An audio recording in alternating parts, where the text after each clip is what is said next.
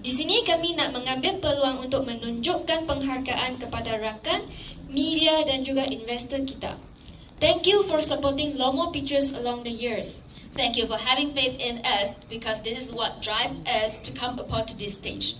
Lomo Pictures is a film production company in Malaysia which have great achievements for the past few years and have laid a stable foundation in the development of the company.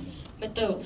Lomo Pictures bukan sahaja sebuah filem company di Malaysia, tetapi mereka juga meluaskan connection dia di Hong Kong, China, Singapura dan juga Taiwan.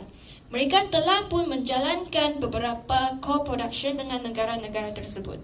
And now, we feel like it is time for us to step up our game.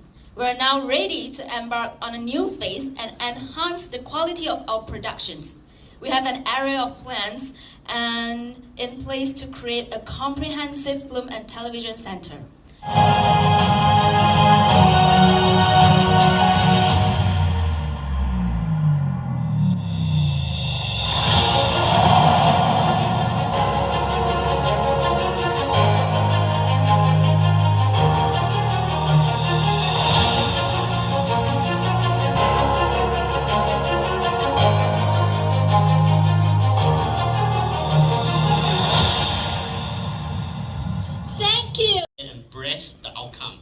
Just make sure you won't have any regrets. Today, I'm proud to say that I have no regrets. When people ask me, Aaron, if filmmaking has a future, I can say for sure that it does. It's more relevant than ever in an era of digital media, when great content are needed to attract the retained subscriber and viewer. Demand for great content are still there, perhaps even more than before, are still going to be produced. I remain hopeful on the future of the industry in the long term. I'm not only big on optimism, but I'm also a movie buff who is simple in life, in love with this industry. Personally, I believe film and TV production houses could find not only room for survival after pandemic, but also opportunity for producing more content. This book is purely based on my experience. Through this book, I would like to share my knowledge and opinion to build a better industry. In my own small way, I hope this book can inject some positive energy into our film industry. I would like to dedicate this book to my family, whose encouragement started in all decades ago. Their great moral support undeniably allowed me to walk down this path with conviction. We know that he has been quite very gung-ho in an industry where many said is not worth getting into. Kebetulannya industri filem dekat Malaysia ni macam ramai yang takut nak menceburi sebab risikonya terlalu tinggi. Dan saya bagi pihak Finas pun sudah memerhati bagaimana banyak projek-projek kami yang sungguh pun tujuannya bagus, tapi akhirnya kita ada macam-macam challenges, ya, macam-macam ancaman. What I'm trying to say basically is that this industry is, although it is one of the most potential economic sector in the country. Other studios as well, and more feedback from the experienced directors. Yeah. Great, thank you so much. Yeah. What about Encik Azman? So, what is the challenge on making the VO for the animation movie? And do you mind to share about the working process with the director on these pieces? Thank you for the question. I think because when I met Dominic for the first time, he already knew what he wanted to do. So that makes my job as a voice director very easy. So he changed, he actually showed me, well, all these vast arrays of characters. Yeah. He showed me all the personality of each character. And my job from there is just to, okay, this guy sounds like this guy I know. So it's all different talents, different voice actors in Malaysia that we casted. So I look like I'm off the beach right now because I'm seriously literally off work just now. We just finished, we're almost finished with recording for the first 40 minutes of the film. One more session tomorrow, and we are pretty excited for you guys to look through the whole thing. Yeah.